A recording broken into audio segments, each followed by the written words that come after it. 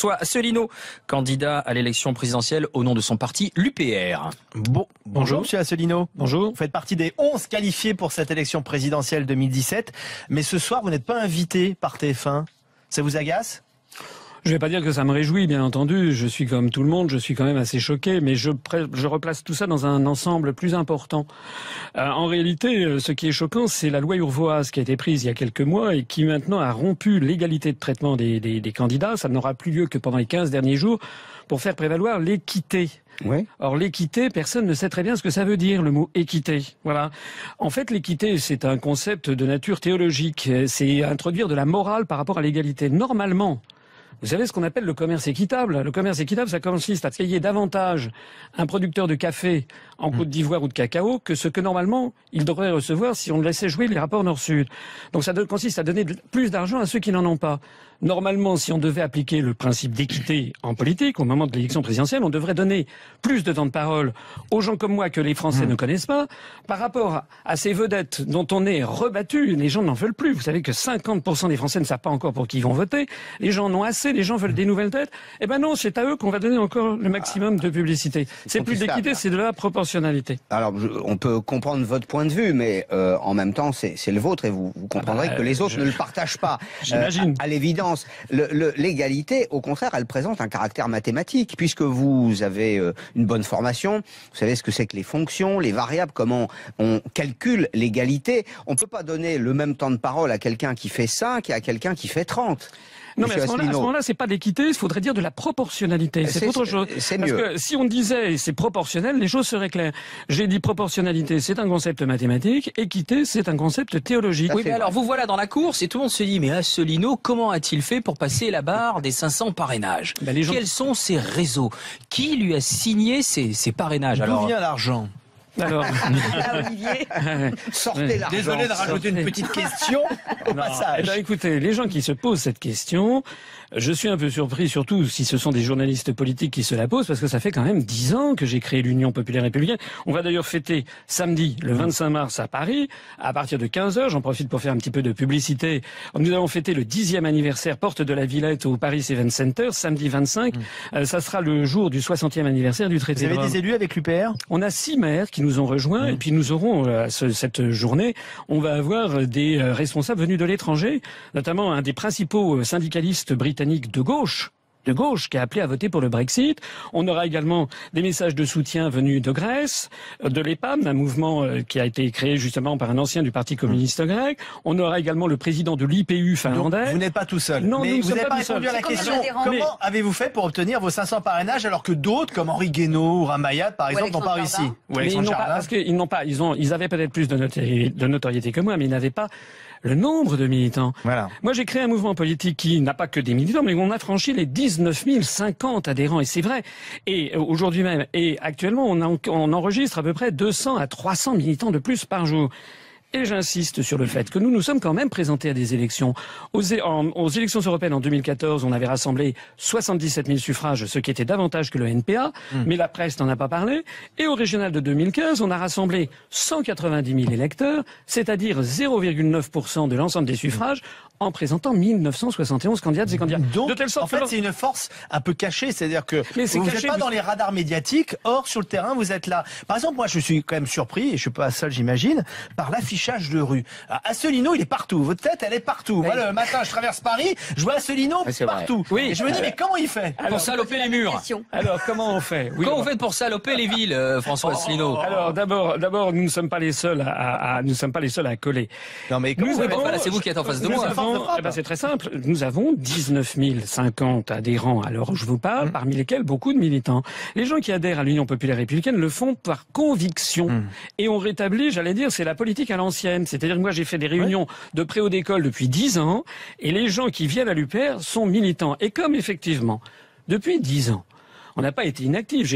Nous avons contacté énormément de grands médias. Malheureusement, on était quasiment invités jamais.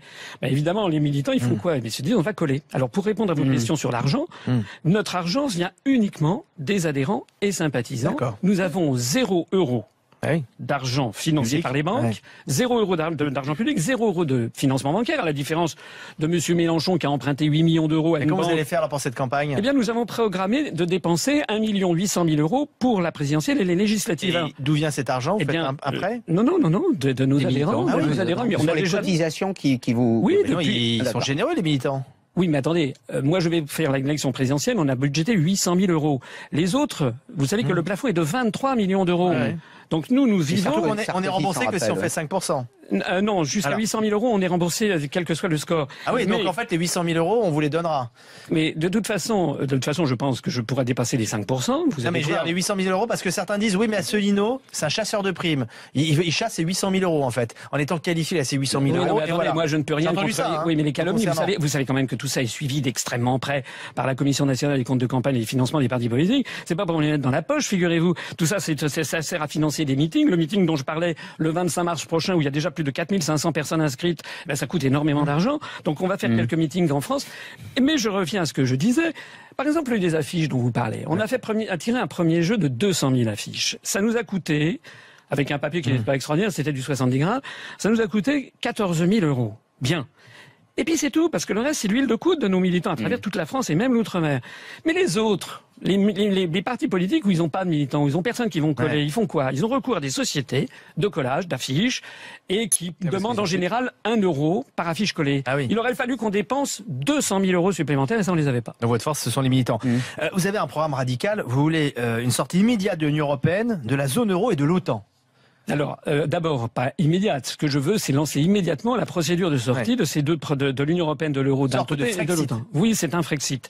Vous appelez ça radical? Ah bah c'est radical de sortir de l'euro et de l'Union européenne. Attendez, mais moi j'appelle ça du bon sens. Est-ce que vous vous rendez compte? Parce qu'il y a beaucoup de gens qui me disent, vous vous rendez compte si on sort de l'euro? Et moi je dis, est-ce que vous vous rendez compte si on y reste? Il n'y a pas de débat approfondi en France sur où va-t-on avec l'euro. L'euro est en train de nous entraîner dans un désastre collectif que tous les grands prix Nobel d'économie ont d'ailleurs souligné. Le dernier en date étant Joseph Stiglitz, qui dans le magazine Fortune le 31 décembre dernier a dit 2017 sera probablement peut-être l'année de l'explosion de l'euro. Ne dit pas ça, parce qu'il y a tous les prix Nobel d'économie. J'ai dit la plupart des prix Nobel d'économie. Le nôtre, le français Jean Tirole ne dit pas du tout ça. Oui, mais on lui donne la parole. Le précédent, Maurice Alain, lui qui était très critique contre l'euro, lui on lui donnait jamais la parole. Il n'y a aucun consensus des économistes sur ce sujet-là, et au contraire, beaucoup vous diraient, sans l'euro, nous ne serions plus là, l'Europe serait disloquée, l'euro garantit la stabilité des prix, elle a assuré la continuité des États, ça a aussi eu des avantages, monsieur Asselineau. Non, mais alors d'abord, en économie, il n'y a aucune chose comme dans la vie qui n'est que des avantages et que des inconvénients. Ça, mais allez quand même dire aux Français, il y a 800 Français qui passent en dessous du seuil de pauvreté tous les jours, c'est pas moi qui le dis, c'est l'INSEE. C'est pour des raisons budgétaires. Non, mais regardez. C'est pas monétaire. Mais non, regardez ce qui se passe en Grèce, en Italie, en Espagne, au Portugal. Depuis mauvaise gestion. Mais non. C'est budgétaire, ça n'est pas monétaire, monsieur Asselineau. Écoutez, c'est votre point de vue, ça n'est pas le mien.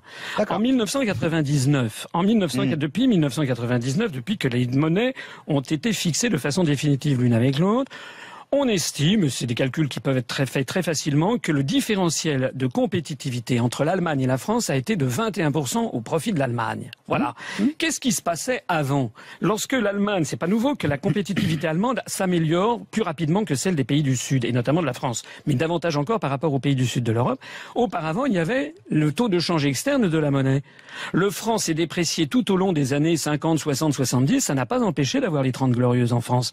Maintenant, comme on n'a plus cette possibilité de rétablir la compétitivité externe, il faut faire ce que les économistes appellent une dévaluation interne, c'est-à-dire qu'il va falloir, dans les années qui viennent, s'attaquer au SMIC, s'attaquer aux prestations chômage, démanteler toutes les professions réglementées, et ça n'est pas moi qui le dis, c'est le rapport des grandes orientations de politique économique de la Commission européenne. Vous dites que l'euro n'est pas satisfaisant. On peut imaginer une amélioration.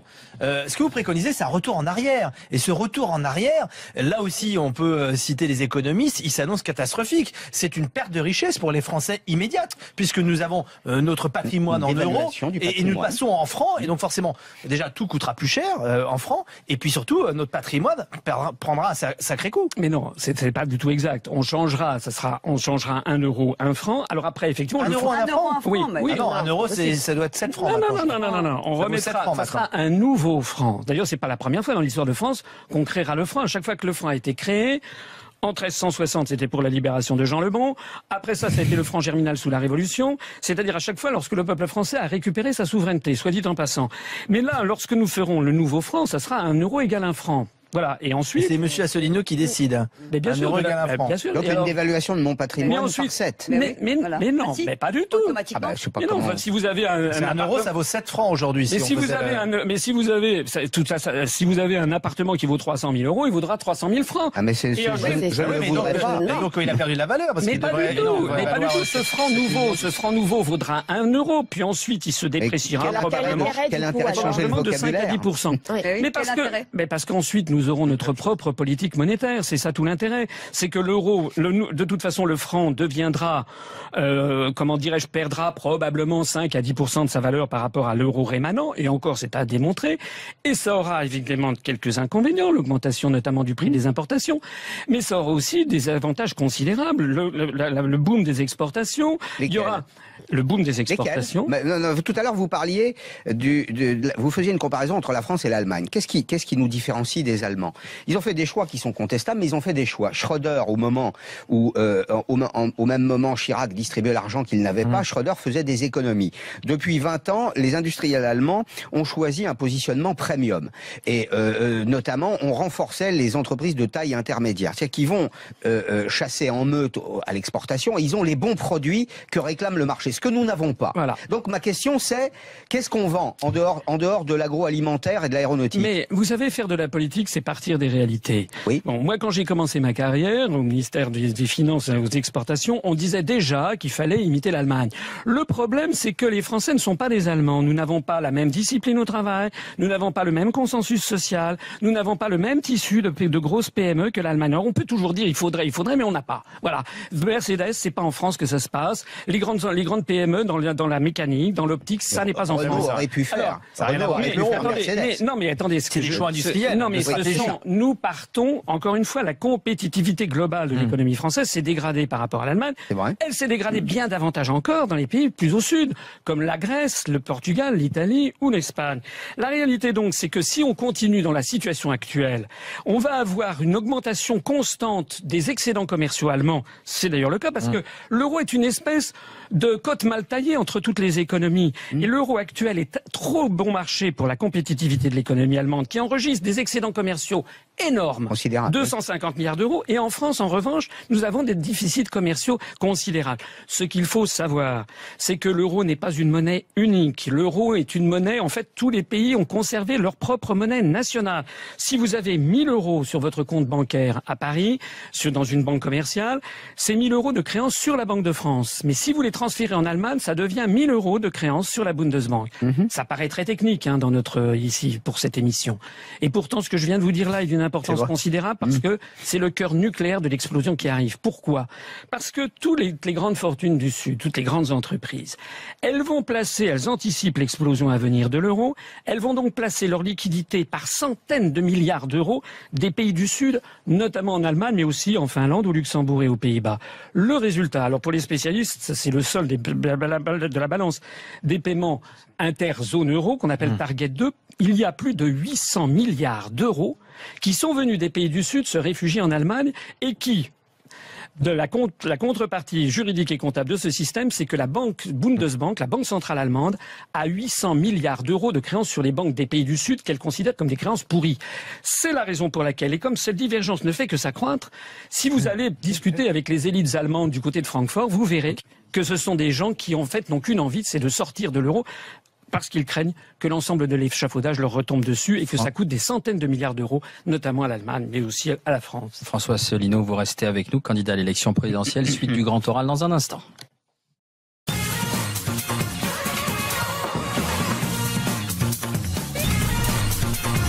Les GG, les grandes gueules avec François Asselineau, candidat à l'élection présidentielle au nom de l'UPR. Alors vous aussi, vous êtes un pur produit du système. C'est quelque chose qu'on reproche à certains candidats à cette élection présidentielle. Regardez votre parcours, vous avez fait HEC, l'ENA, bravo, parce que c'est plutôt un parcours d'élite. Inspecteur général des finances de profession. Vous avez fait pas mal de cabinets ministériels dans des gouvernements de droite, Balladur, Juppé, vous avez travaillé avec Charles Pasqua. En fait, vous êtes un vieux cheval sur le retour ? Bah écoutez, je vous remercie de trousser ce compliment qui me va droit au cœur. Oui, je suis. Si vous voulez dire que je suis compétent, oui, je suis d'accord. D'ailleurs, là, on vient d'avoir une conversation qui est assez technique. Là, pendant la pause, tout le monde me disait c'est très technique. Oui, mais moi, je connais mes dossiers. C'est quand même important. Les Français, là, ils doivent. Les autres ne les connaissent pas. Écoutez, je suis persuadé que les fameux 5 grands candidats qui vont ce soir à TF1, dont 4 d'ailleurs ont des ennuis avec la justice, soit dit en passant, eh bien je suis persuadé que ces 5 grands candidats prétendus, ils ne connaissent rien au fonctionnement de l'euro. Voilà, c'est ça la réalité. Donc moi je dis que dans le monde d'aujourd'hui, il faut quand même connaître les choses. Mais qu'est-ce qui vous a fait Parce que vous avez eu un parcours classique, vous pourriez être chez les Républicains aujourd'hui. Pourquoi vous avez décidé de créer votre petite entreprise qui va peut-être prospérer, l'UPR, et de jouer solo? Parce que je ne fais pas ça par vanité. Voilà. Moi je ne suis pas quelqu'un qui suit dans les dîners à la mode, dans les dîners en ville, etc. Moi je suis plutôt un intellectuel et puis quelqu'un qui aime son pays parce que j'aime le pays des autres. J'ai vécu au Japon, je suis allé dans 85 pays du monde, j'aime les civilisations étrangères, et un petit peu comme Candide à la fin, vous savez, dans Voltaire, revenant en France, moi j'ai eu envie de défendre mon pays. Voilà, ça paraît bête, mais il y a un beau proverbe chinois que j'aime à citer qui dit « Lorsqu'un pays est en proie au chaos, c'est alors qu'apparaissent des responsables intègres. » Vous pensez vraiment qu'aujourd'hui la France est en proie au chaos? La France va très très mal, il suffit, vous savez, vous me parliez des parrainages tout à l'heure, moi je suis allé voir personnellement 108 maires, avec lesquels j'ai discuté. Nous avons des centaines d'années marché, on a rencontré des milliers de maires. Je peux vous dire que la révolte gronde en France, d'abord et avant tout contre les réformes territoriales qui sont imposées malgré la volonté des Français qui n'ont jamais été consultés là-dessus. Mais de façon plus générale, tout le monde voit bien que ça ne va pas. Tout le monde voit bien que la France s'appauvrit, tout le monde voit bien que l'agriculture, l'industrie, que tout part en quenouille, et ils n'ont pas la réflexion nécessaire. Et on a l'impression ce que vous proposez en 2016, vous savez face à la mondialisation, on a l'impression que parce qu'elle est la mondialisation, hein, on peut pas la supprimer. Le monde autour de nous, on peut pas le supprimer. Et ce que vous proposez, finalement, c'est un peu un repli sur soi, plutôt que peut-être d'adapter ce pays à la mondialisation pour qu'on soit plus fort et qu'on s'en sorte à côté des grands blocs. Et en se disant, d'ailleurs, il faut mieux être avec nos voisins européens que tout seul, parce qu'on voit qu'autour de nous, ce sont uniquement des grands blocs qui dominent. Non, mais ça, c'est un argument, excusez-moi, qui n'est pas recevable. C'est un argument qu'on m'oppose souvent. Mais est-ce que la Suisse, qui n'est ni dans l'Union européenne, ni dans l'euro, ni dans l'OTAN, est un pays fermé sur elle-même? C'est un petit pays par rapport à la France. Attendez, mais justement, on nous dit que la France est trop puissance militaire, une grande puissance économique. On ne peut pas dire à la fois que la France est trop... C'est puissant de se comparer à la France au point de vue du PIB. On est 5e ou 6e puissance mondiale, ce qui n'est pas le cas de la Suisse. Est-ce que vous pouvez me laisser répondre? Oui. On n'est pas un coffre-fort non plus. Non, mais la France on peut pas dire à la fois que la France est trop petite et qu'elle doit fusionner. Quand je prends l'exemple de la Suisse, me dire que la France est beaucoup trop grande. Non, la Suisse, c'est pas vrai que c'est un coffre-fort. Le produit intérieur brut de la Suisse dépend à 8% des banques. C'est d'abord une grande puissance industrielle en matière chimique, en matière d'agroalimentaire. Donc votre modèle, c'est la Suisse. C'est pas uniquement la Suisse. Regardez tous les pays du monde qui réussissent. Vous avez parlé de la mondialisation. Moi, je vais vous dire quelque chose qui est important. Grâce à la mondialisation, qu'il faut que les Français sachent. La Chine a reçu, des fonds d'investissement chinois ont acheté 1700 hectares de terre dans le Berry en avril 2016. Oui. Voilà. Est-ce que vous, si vous gagnez 100 millions à l'euro million, vous allez pouvoir acheter 1700 hectares de terre en Chine? La réponse est non. Mais il n'y a rien à vendre en Chine, monsieur Asselineau. Mais c'est tout simplement parce que les ouvertures des marchés ont été asymétriques. C'est-à-dire que nous, les délocalisations... Qu'est-ce que vous allez acheter en Chine? Non, mais attendez, lorsqu'un Chinois rachète, par exemple, le château de Gevrey-Chambertin en Bourgogne, on pourrait très bien vous imaginer qu'un Français veuille acheter... Non, veuille très bien acheter un des grands crus de thé de Chine, le Longjingcroix, par exemple. C'est-à-dire le thé du Puy du Dragon. C'est pas comme ça que ça se passe. Les Chinois consomment aujourd'hui une partie de notre production viticole.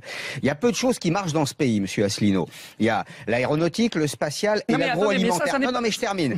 Vous nous dites pourquoi est-ce qu'on laisserait Gevrey-Chambertin aux mains des capitaux chinois? Mais parce que les Chinois achètent notre cognac, achètent notre vin, parce que la mondialisation, elle peut être profitable à tous. Mais pourquoi nous n'avons pas le droit, nous, d'acheter les terrains en Chine? Et réciproquement, d'ailleurs. Regardez, l'émir du Qatar rachète le Paris Saint-Germain, rachète l'hôtel Martinez à Cannes, Vous voulez acheter une équipe de foot au Qatar?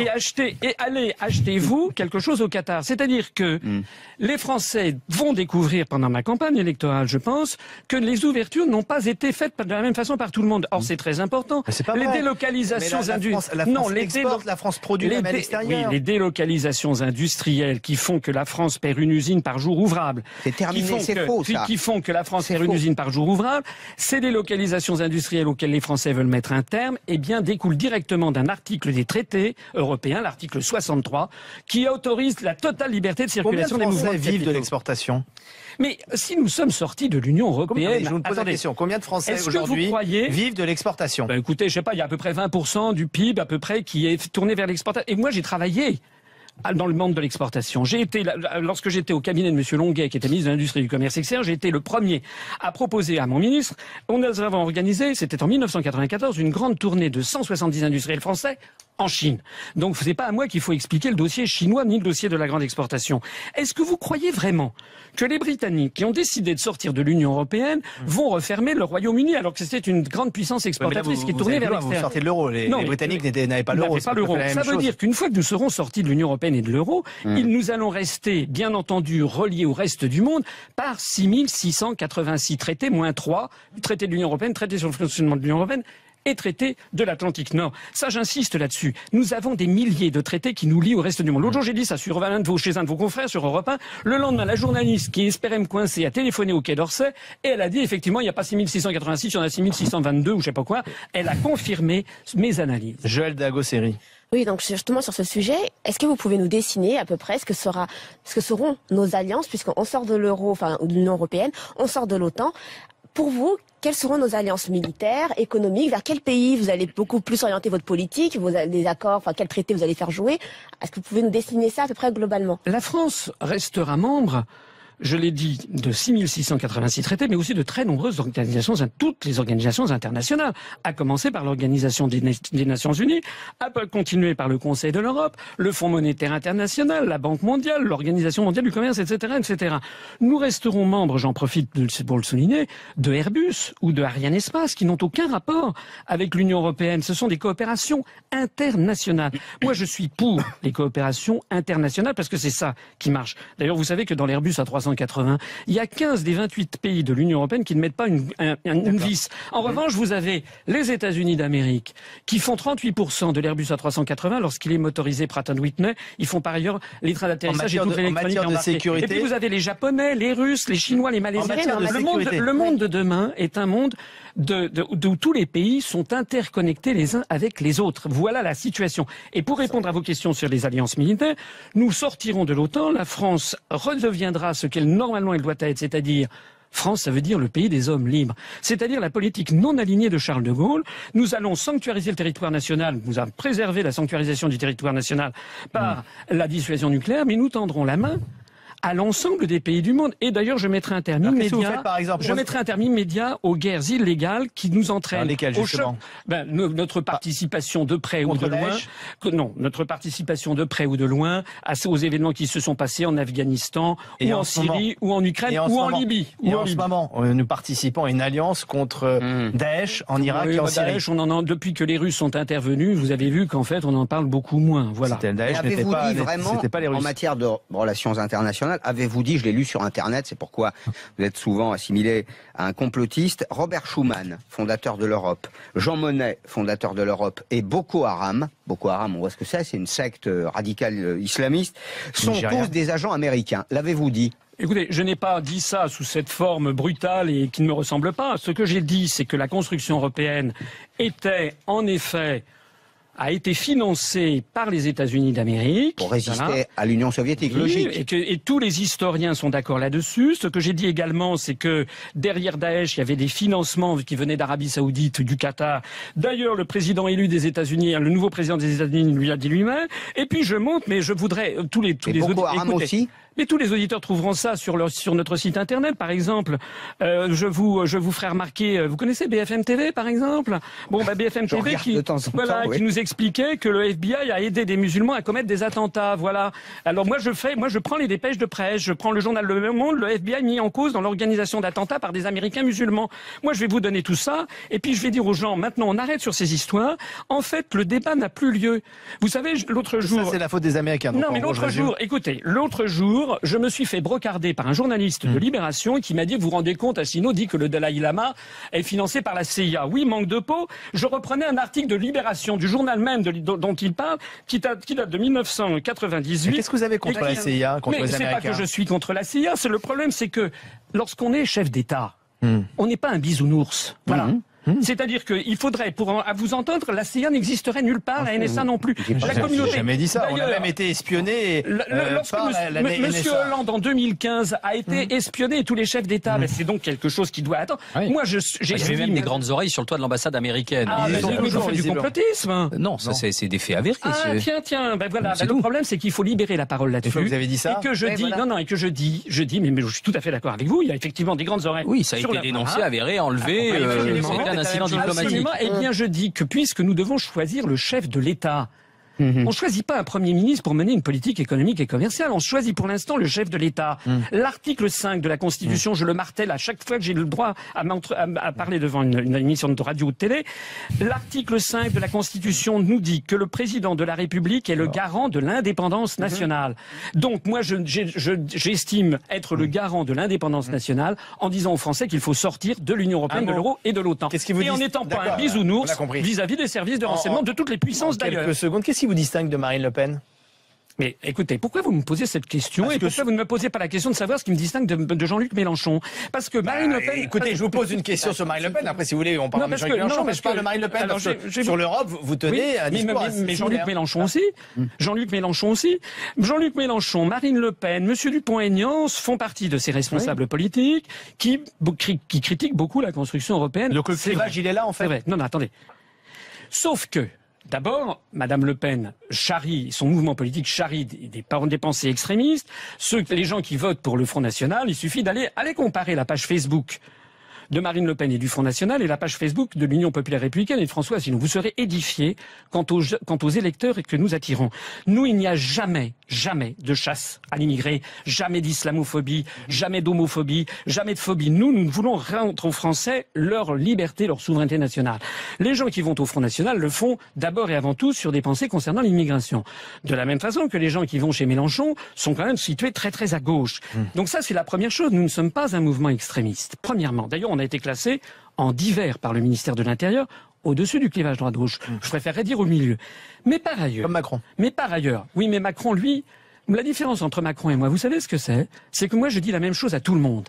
Alors que M. Macron dit une chose différente à chacun de ses auditoires. Quand il va chez les socialistes, il dit « je suis socialiste ». Quand il va chez Philippe de Villiers, il dit « j'ai jamais été socialiste ». Quelle confiance pouvez-vous faire à quelqu'un qui ment aussi effrontément? Ce qui est vrai, ce qui est tout à fait exact. Maintenant, pour en revenir à notre propos, Madame Le Pen, comme M. Dupont-Aignan, comme M. Mélenchon, propose de renégocier les traités européens. Et moi, j'explique qu'il n'est pas possible de renégocier les traités européens. On ne peut pas avoir une autre Europe. Et pourquoi? Parce que l'Europe, si elle est comme elle est, c'est pas par hasard.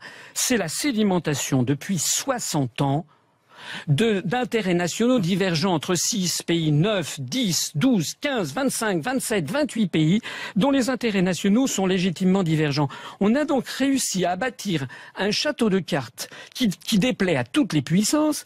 Et si vous vous dites on va renégocier les traités, ça veut dire qu'il faudrait que les 27 autres États et les 27 autres peuples soient d'accord pour s'aborder leurs intérêts nationaux pour nous faire plaisir. Ça ne marchera pas. Et pendant ce temps-là, je le disais tout à l'heure, il y a 800 personnes en France qui basculent en dessous du seuil de pauvreté tous les jours. Alors François Asselineau, vous restez avec nous parce que c'est l'heure du Grand Prix de l'Élysée. Les grandes gueules. Je suis candidat. Je serai candidat. Le Grand Prix de l'Élysée. Et on va vous faire écouter une personnalité qui est candidat à l'élection présidentielle, François Asselineau. On va vous faire écouter Emmanuel Macron. Est-ce que vous pouvez nous expliquer au tableau la différence entre la droite et la gauche avec une craie et en 1 minute, s'il vous plaît? Ah mais vous êtes comme ça, vous. Des craies dans le... On dit top? Top. Ok. Alors, donc la droite, c'est une famille politique française pour laquelle le plus important, c'est sans doute la liberté. Et la gauche, c'est une famille politique française, qui a son histoire aussi, pour laquelle le plus important, c'est sans doute l'égalité. Que les gens aient les mêmes droits, tu vois. Là, c'est que les gens soient libres. Il y en a qui vont réussir, d'autres non. Tant pis. Là, c'est que les gens soient égaux, mais ils ne sont pas forcément libres. C'est pour ça que moi, je crois qu'on a besoin d'un peu d'égalité, d'un peu de liberté, parce que c'est quoi la devise française? Liberté, égalité, fraternité. Eh ben, banco, voilà. Nous, c'est ça ce qu'on va essayer de faire. Top. Alors, vous êtes d'accord avec cette démonstration? Ça, c'est exactement de la politique spectacle. Vous croyez que c'est sérieux?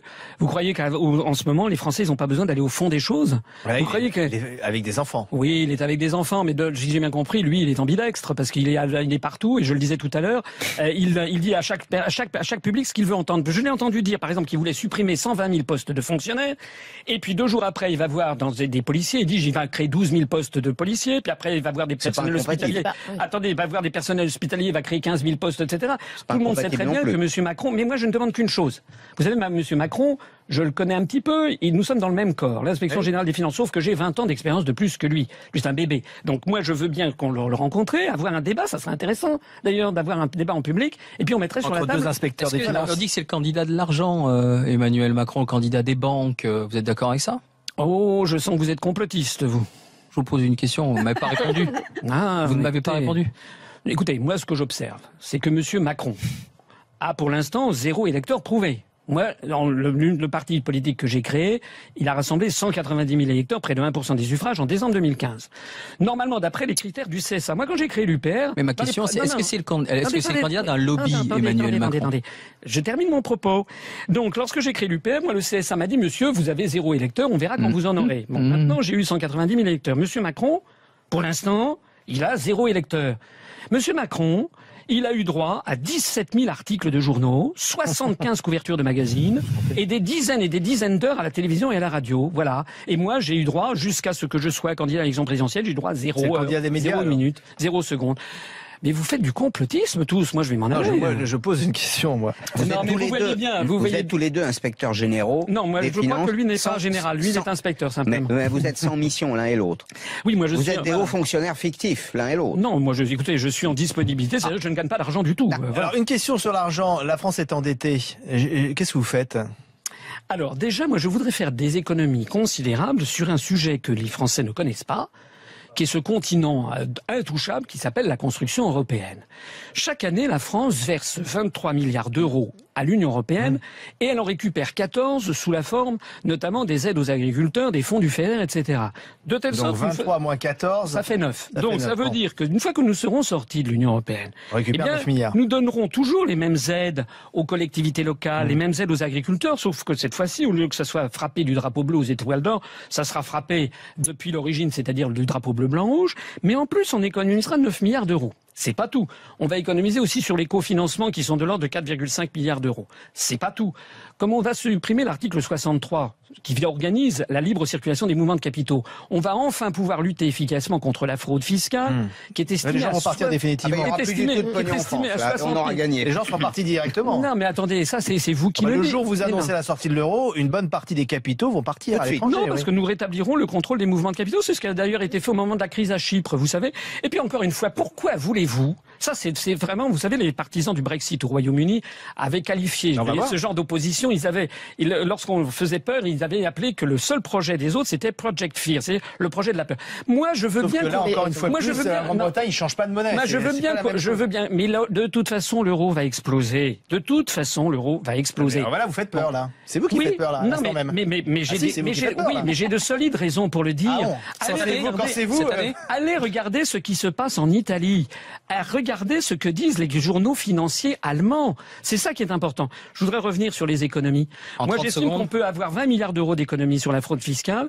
J'estime également qu'on peut avoir des dizaines de milliards d'économies sur l'allègement pour les petites entreprises, les TPE, les artisans. On va alléger les contraintes européennes. Ça a été un des arguments très forts qui a poussé les Britanniques à voter en faveur du Brexit.